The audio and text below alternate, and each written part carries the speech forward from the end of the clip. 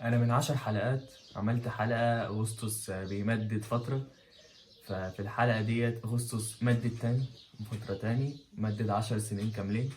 ومش بس كده، ده مدد سلطات تيربوس. هو بقى معاه سلطة الأقاليم، معاه سلطة إدارة الجيش. تيربوس عندهم زي الكومبليت مينستر بتاعنا. وفي منصب القنصل جايوس ولوسيوس بقى هما قنصل روما. وأغسطس بدأ يكتب مذكراته اسمها مذكرات أغسطس الإلهي. وعلاقة مصر بروما كانت شبه مخزن لروما أصلا. وكان أغسطس والي مباشر عليها، ما كانش ينفع حد حتى من مجلس الشيوخ إن هو يروح إلا بإذنه، عشان خايف ياخدوا القمح اللي هناك. ووالي مصر كان اسمه ماركوس، هو اللي كان بيجمع الضرايب وبيجمع القمح. كانت مصر بتأكل روما كاملة، كانت مليون نسمة، كانت بتأكلها لمدة 4 شهور في السنة. وكان خط سير السفن كان كده: السفن تطلع من مصر تروح الهند، تجيب التوابل والحرير.